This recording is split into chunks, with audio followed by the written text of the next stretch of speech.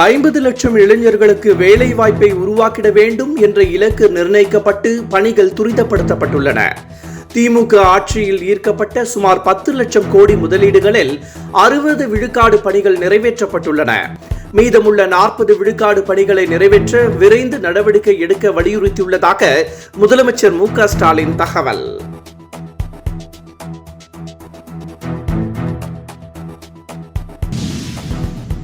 குமரி அனந்தன் இல்லை என்றால் தமிழிசை சவுந்தரராஜன் யார் என்று மக்களுக்கு தெரியாது.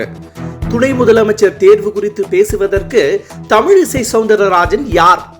துணை முதலமைச்சர் ஆவதற்கான எல்லா தகுதியும் உதயநிதி ஸ்டாலினுக்கு உண்டு. உயர்கல்வித்துறை அமைச்சர் பொன்முடி தேனியில் பேட்டி.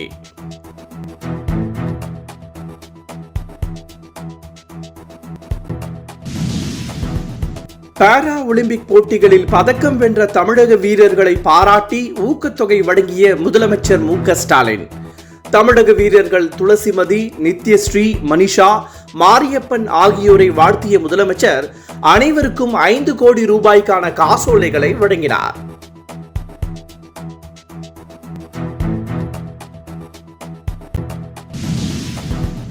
காய்ச்சல் காரணமாக மருத்துவமனைகளில் நோயாளிகள் நிரம்பி வடிவதாக வதந்தி பரப்பப்படுகிறது. தமிழகத்தில் டெங்கு காய்ச்சல் பாதிப்பால் நடப்பாண்டில் மட்டும் 5 பேர் உயிரிழந்த நிலையில் தற்போது டெங்கு பாதிப்பு கட்டுப்பாட்டில் உள்ளதாக மருத்துவத்துறை அமைச்சர் மா. சுப்பிரமணியன் தகவல்.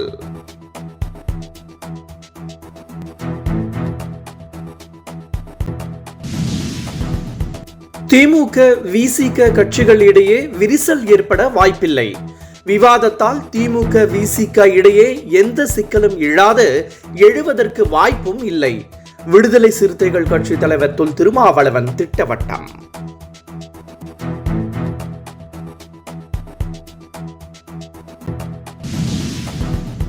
தயாநிதி மாறன் தொடர்ந்த அவதூறு வழக்கில் இருந்து விடுவிக்க கோரி எடப்பாடி பழனிசாமி சென்னை சிறப்பு நீதிமன்றத்தில் மனு.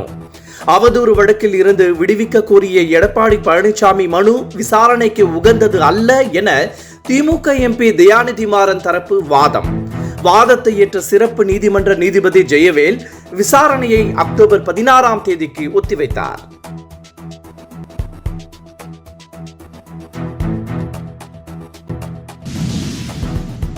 மறைந்த பிரபல பாடகர் எஸ்.பி. பாலசுப்ரமணியனின் 4ஆம் ஆண்டு நினைவு தினம் இன்று அனுசரிப்பு.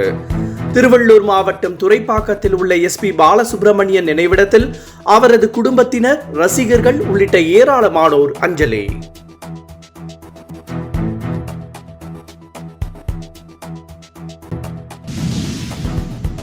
விவசாயிகள் சட்டம் தொடர்பான சர்ச்சைக்குரிய கருத்துக்களை திரும்ப பெற்றார் நடிகை கங்கனா ரணாவத்.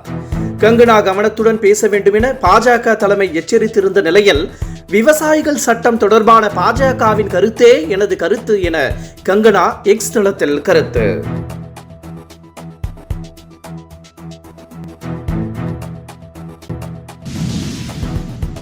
நில ஒதுக்கீடு முறைகேடு வழக்கில் கர்நாடக முதலமைச்சர் சித்தராமையா மீது வழக்கு பதிந்து விசாரணை மேற்கொள்ள அம்மாநில உயர்நீதிமன்றம் உத்தரவு. முதலமைச்சர் சித்தராமையா தாக்கல் செய்த ரிட் மனு நேற்று தள்ளுபடி செய்த நிலையில் வழக்கு பதிந்து விசாரிக்க லோக் ஆயுக்தா காவல்துறைக்கு கர்நாடக ஐகோர்ட் உத்தரவு.